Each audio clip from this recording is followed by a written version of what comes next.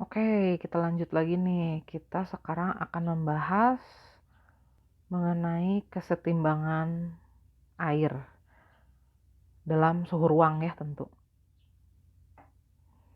Nah, ini mulai ada hitungannya nih dari kemarin-kemarin kan video-videonya hanya enggak dari kemarin juga lah ya, dari sebelum-sebelumnya videonya hanya membahas tentang teori-teori asam dan basa dan seterusnya. Kita finally akan masuk ke hitungannya. Nah, seperti kita ketahui bersama, air itu dalam suhu ruang secara sendirinya dia terurai menjadi ion H+ dan ion OH-. Tapi tidak seluruhnya, masih ada molekul yang dalam bentuk air. Jadi kalau pada suhu ruang atau 25 derajat Celcius itu diamati, ini udah ada yang ngukur, ternyata konsentrasi ion H+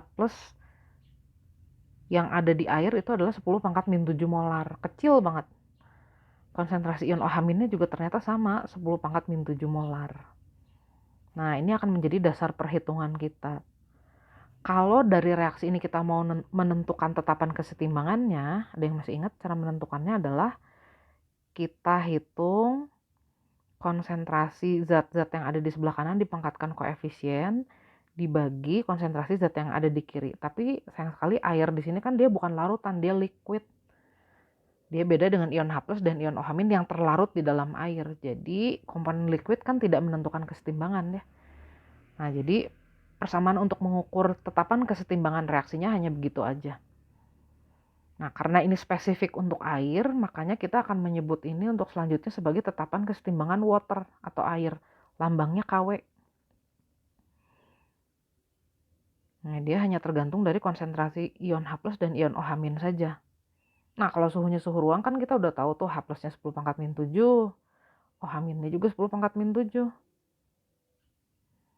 Nah, maka nilai tetapan kesetimbangan air pada suhu ruang itu selalu 10⁻⁴. Atau biar formal ya 1 kali 10⁻⁴ lah ya. Nah, ini angkanya mungkin akan berbeda pada suhu yang berbeda. Kalau suhunya bukan suhu ruang ya mungkin dia akan beda ya. Cuman nggak akan terlalu ekstrim juga bedanya ya. Ini biasanya karena reaksi penguraian air ini, reaksi penguraian itu adalah reaksi endotherm, delta H-nya lebih besar dari 0 ya biasanya. Maka kalau kita naikkan suhunya, maka kesetimbangan kan akan bergeser ke pihak endotherm. Kesetimbangan akan bergeser ke kanan. Jadi kalau suhu naik akan nanti makin banyak sih konsentrasi H+ dan OH-nya. Nah, nilai KW-nya juga nanti akan bertambah besar. Cuman nggak akan ekstrim banget ya. Kalau suhunya diturunkan, nanti kesetimbangan bisa jadi bergeser ke kiri sih, ke pihak exotherm.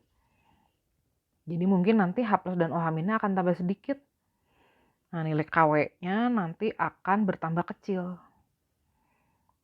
Oke ya. Nah, jadi kita sepakat mulai saat ini kita pakai data ini aja karena seluruh percobaan kita anggap suhunya kurang lebih suhu ruangan. Nah, untuk perhitungan seperti ini kita nanti akan berurusan dengan larutan encer atau larutan yang konsentrasinya rendah. Ini aja konsentrasi ion H+ dan OH- kecil banget ya. 10⁻⁷ itu kan berarti 1/10⁻⁷ ya.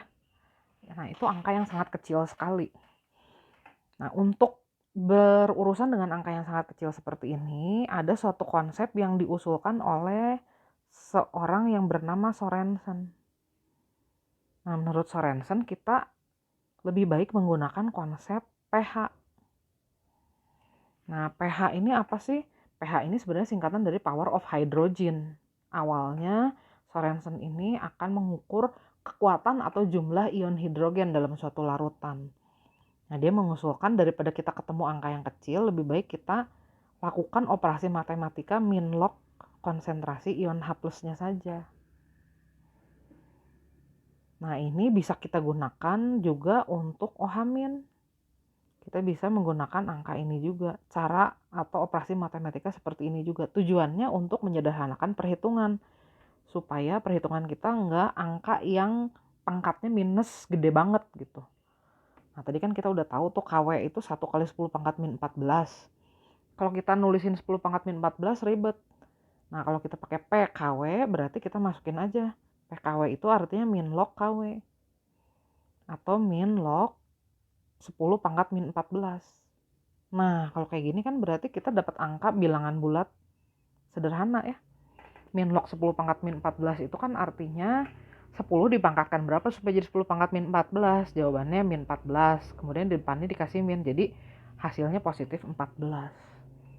Nah, konsep ini nanti yang akan kita gunakan selanjutnya dalam perhitungan pH. Nah, ini sekaligus menjelaskan kenapa pH larutan netral itu 7. Kenapa asam di bawah 7 dan kenapa basa di bawah 7. Nah, perlu kita ketahui bahwa suatu larutan itu kan terdiri dari air pasti ya pelarutnya. Nah, pada suhu ruang, air itu menghasilkan ion H+.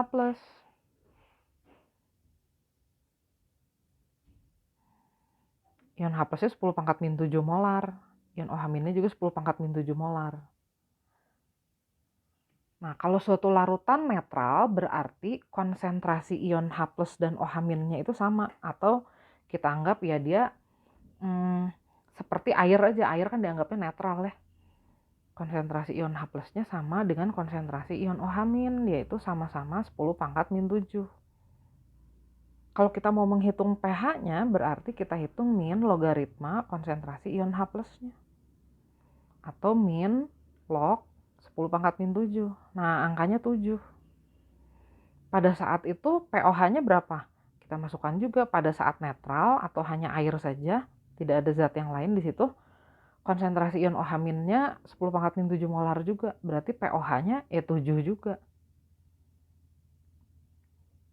Nah, tadi kita juga punya persamaan bahwa KW itu adalah hasil kali konsentrasi ion H+ dan konsentrasi ion OH-nya. KW itu berarti 10 pangkat min 7 dikali 10 pangkat min 7. Jadi makanya kita dapat KW-nya itu 10 pangkat min 14. Itu hanya untuk mengingatkan aja, saya masukin di sini. Nah, kalau persamaan ini mau kita bentuk ke dalam logaritma, kita bisa melakukan operasi ini nih. Ruas kiri kita hitung min logaritmanya, luas kanan juga kita hitung min logaritmanya.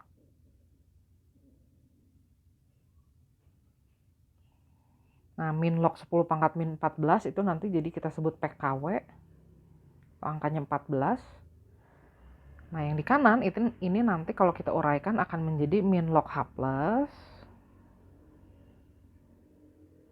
ditambah log OH-. Nah, kalau tanda negatifnya kita masukkan nanti jadi PKW itu sama dengan 14. Nah, itu akan sama dengan min log H+ min log OH-. Nah, ingat tadi konsep pH. Min log H+ itu akan kita sebut pH. Min log OH- itu akan kita sebut pOH. Nah, tandanya jadi positif. Jadi dari sini kita tahu bahwa pH ditambah pOH itu akan selalu sama dengan PKW atau selalu akan sama dengan 14 dengan catatan pada suhu ruang. Nah, jadi kalau misalnya kita punya sari buah pH-nya 3,5, artinya sari buah tersebut memiliki pOH 14 dikurangi 3,5. Nah, itu nanti bisa kita hitung. Dengan dasar pH ditambah pOH itu harus sama dengan 14. Kalau misalnya kita punya air sabun cuci piring, air sabun cuci piringnya pH-nya 10. Berarti pOH-nya 4. Karena pH ditambah pOH itu harus sama dengan 14. Gitu. Nah, ini adalah konsep pH yang dikemukakan atau diusulkan oleh Sorensen. Ini berawal dari kesetimbangan air pada suhu ruang, air terurai dengan sendirinya menjadi ion H+ dan ion OH-. Jumlah ion H+ dan OH-nya masing-masing 10 pangkat min 7. Kalau kita mau hitung tetapan kesetimbangannya, nanti tetapan kesetimbangannya akan kita sebut KW. Pada suhu ruang berarti Kw-nya 10 pangkat min 14. Nah, konsep pH ini diusulkan oleh Sorensen. Dia ingin mengukur power of hydrogen dengan cara menambahkan operasi matematika min log supaya kita dapat angka bilangan bulat sederhana untuk menunjukkan kekuatan suatu asam. Nah, karena konsentrasi asam atau konsentrasi ion H+ yang akan kita pelajari selanjutnya itu selalu kurang dari 1 molar atau ini berlaku untuk larutan-larutan encer, maka konsep ini tepat untuk digunakan. Jadi nanti kekuatan asam dan basa bisa kita ukur menggunakan angka yang lebih sederhana. Nah, dari perhitungan ini nanti kita bisa menurunkan juga bahwa pada larutan netral konsentrasi ion H+ dan OH- sama-sama 10 pangkat min 7.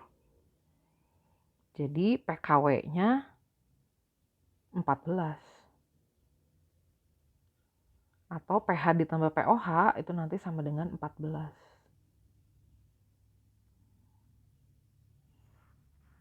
Nah, jadi saya akan beri contoh misalnya ada suatu larutan asam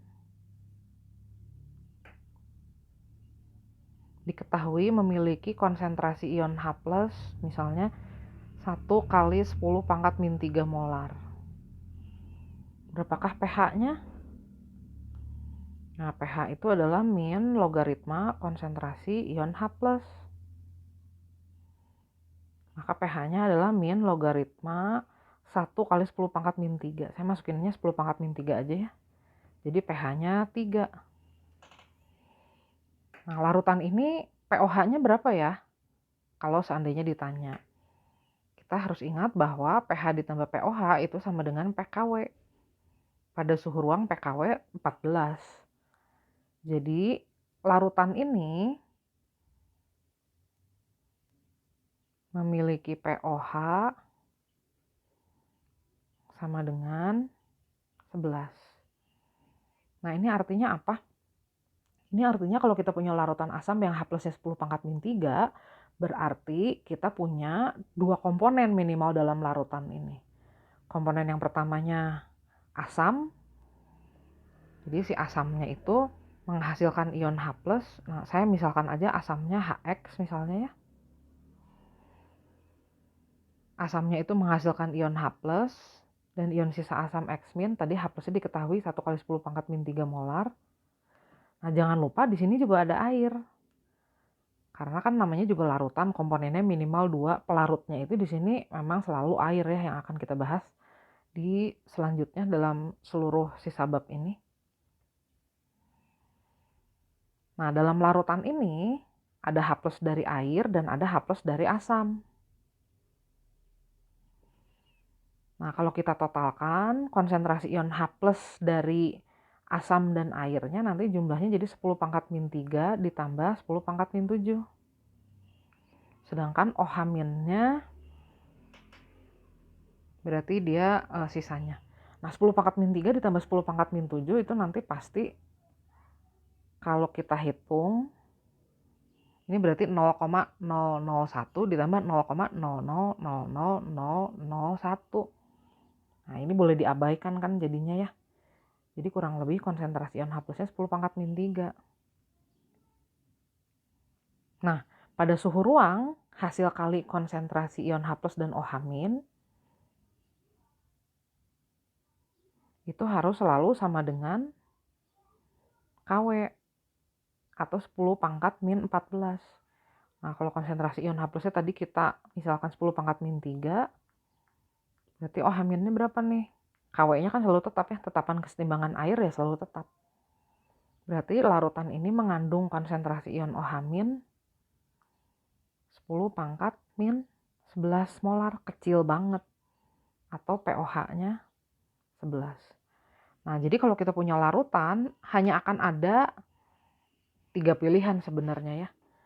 Kalau konsentrasi ion H+-nya lebih besar dari konsentrasi ion OH-, maka kita akan memperoleh larutan yang sifatnya asam. Nah, larutan asam itu berarti nanti pH-nya akan kurang dari 7. Karena konsentrasi ion H plusnya nanti jadi lebih besar dari OH min ya. Nah, bisa jadi juga nanti konsentrasi ion H plusnya sama dengan konsentrasi ion OH min. Nah, kalau gini pasti 10 pangkat min 7 sama 10 pangkat min 7 nih. Konsentrasi masing-masing ionnya. Nah, pH-nya ini dianggapnya 7. Sebaliknya kalau kita punya larutan basa itu pasti OH minnya yang lebih banyak dari H plus. Nah, ini akan menghasilkan larutan dengan pH lebih besar dari 7. Nah, ini kebalikannya dengan pOH. Kalau larutan asam berarti pOH-nya nanti lebih besar dari 7. Kalau larutan netral pOH-nya sama dengan pH. Kalau pada larutan basa berarti pOH-nya nanti yang lebih kecil dari 7. Nah, semuanya ini memenuhi persamaan bahwa pH ditambah pOH sama dengan pKw atau sama dengan 14. Nah, saya beri contoh lain lagi. Misalnya kita punya larutan yang konsentrasi ion OH-nya adalah 2 kali 10 pangkat min 4 molar. Terus kita ditanya pH-nya berapa? Nah, kalau kita udah tahu pOH, tentu kita bisa menghitung dulu sebenarnya berapa pOH-nya. pOH itu adalah min log konsentrasi ion OH min. Jadi min logaritma 2 dikali 10 pangkat min 4. Sifat logaritma ini berarti sama dengan min log 2 ditambah log 10 pangkat min 4 ya. Nah, ini berarti min 4-nya saya kedepanin ya. 4 tambah log 2. Atau nanti pOH-nya akan sama dengan 4 dikurangi log 2. Nah, ini pOH-nya. Tadi belum selesai tuh, kita ditanya berapa pH-nya. Nah, ingat, pH ditambah pOH itu selalu sama dengan pKw. Jadi pH ditambah pOH itu sama dengan 14. Jadi pH larutan ini adalah 14 dikurangi 4. Udah gitu, ini 4 min log 2 saya masukin dulu begitu ya. Jadi pH-nya adalah 10 ditambah log 2. Nah, atau bisa juga kita hitung dengan cara, tadi kan OH-nya 2 kali 10 pangkat min 4. Konsentrasi ion H plus dikali konsentrasi ion OH- itu selalu sama dengan KW.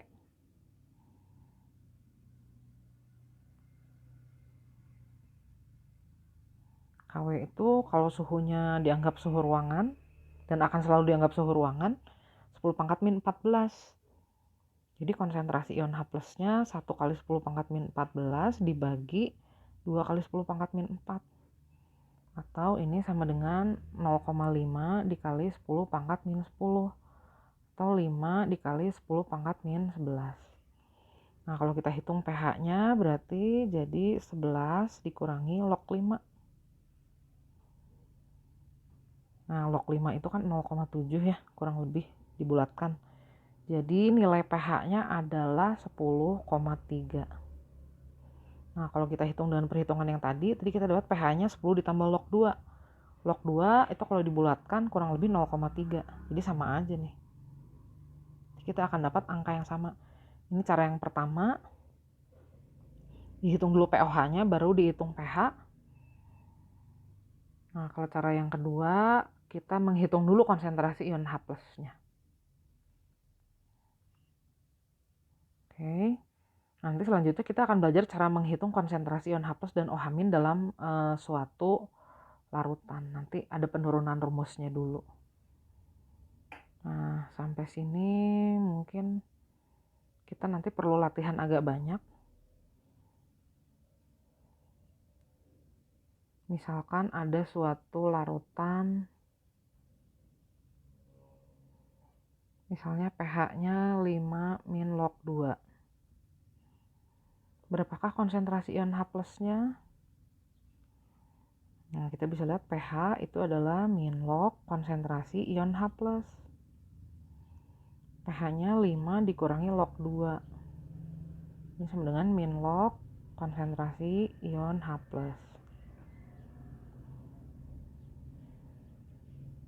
Nah, ini bisa kita ganti dulu nih bentuknya. 5 itu kita ganti jadi log 10 pangkat 5.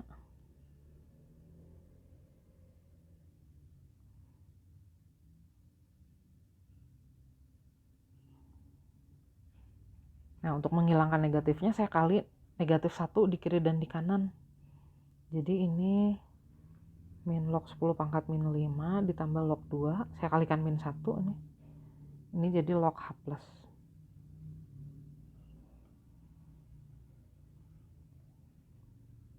Nah, ini saya ganti lagi bentuknya jadi kalau kita gabungkan berarti ini jadi log 2 dikali 10 pangkat.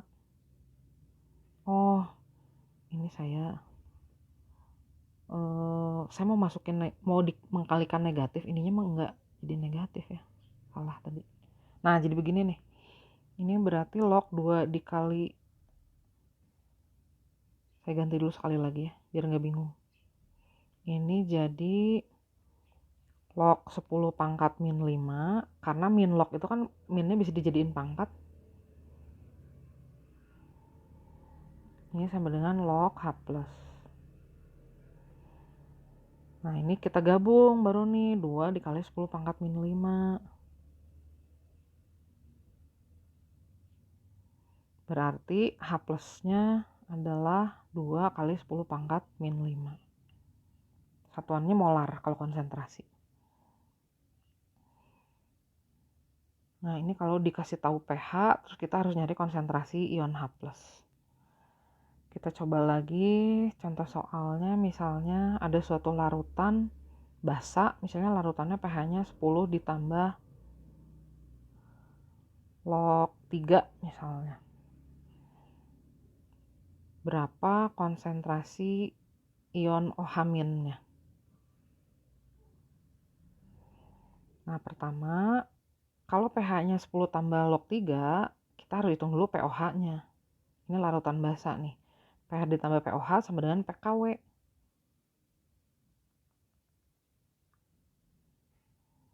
Nanti akan saya ajarkan cara cepatnya.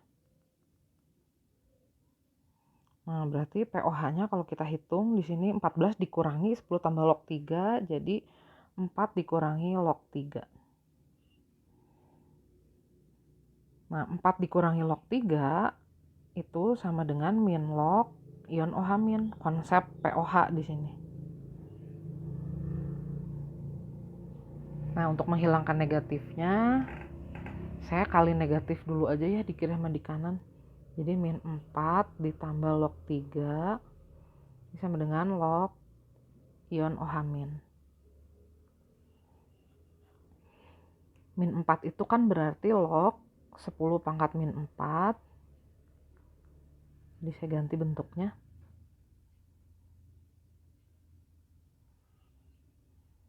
Nah, ini jadi logaritma 3 kali 10 pangkat min 4. Kita gabungkan. Log A tambah log B sama dengan log AB kan. Sifat logaritma. Nah, jadi kita tahu OH-nya adalah 3 kali 10 pangkat min 4 molar. Nah, saya ajarin cara cepatnya sekarang. Cara cepatnya gini nih. Misalnya kita punya larutan pH-nya 2 min log 3 misalnya. Berapa konsentrasi ion H+-nya? Cara cepatnya gini nih. Angka 3-nya kedepanin. Jadi 3 dikali 10 pangkat min angka yang ada di sininya. Gitu. Ini cara cepatnya. Itu kalau operasinya sesuatu dikurangi log sesuatu. Tapi kalau misalnya bentuknya ditambah, misalnya 2 ditambah log 3. Nah, ini konsentrasi ion H+-nya jadinya begini. Sama kayak tadi. 3-nya dikedepanin, tapi karena ini operasinya plus, kita seperin si 3-nya. Jadi ini jadi 1/3 dikali 10 pangkat min. Nah, ini angkanya tetap angka yang di depan, jadi pangkat. gitu. Saya kasih contoh kalau basa ya. Misalnya kalau ada larutan pH-nya 9 min log 5 misalnya. Nah ini kalau kita ditanya konsentrasi OH minnya berapa, kita rubah dulu aja jadi POH. POH-nya berarti kan 14 dikurangi 9 min log 5 ya. Jadi POH-nya 5 ditambah log 5. Nah, konsentrasi ion OH-nya karena ini operasinya plus, jadi si 5-nya dikedepanin tapi dipangkatkan min 1 atau diseper. Dikali 10 pangkat min, nah angka ininya masukin lagi. Ini cara cepatnya. Nah, atau ini kalau mau disederhanakan, ini nanti jadi 0,2 kali 10 pangkat min 5 atau 2 kali 10 pangkat min 6. Contoh lagi, satu lagi misalnya kalau ada larutan pH-nya operasi penambahan. Terus kita ditanya berapa OH minnya, ini kan larutan basa ya. Pasti yang akan kita hitung konsentrasi ion OH minnya, yang dominannya OH min. Nah, kita hitung dulu POH-nya. POH itu kan berarti 14 dikurangi pH. Ini. Jadi kita dapat POH-nya adalah 5 dikurangi log 5. Nah, ini operasinya angka dikurangi log sesuatu, berarti OH minnya sama kayak tadi contoh soal nomor 5. 5-nya ke depan dikali 10 pangkat min angka yang ada di sini. Nah, itu cara cepatnya. Oke, kayaknya cukup sampai sinilah. Nanti di video berikutnya kita bahas contoh soal.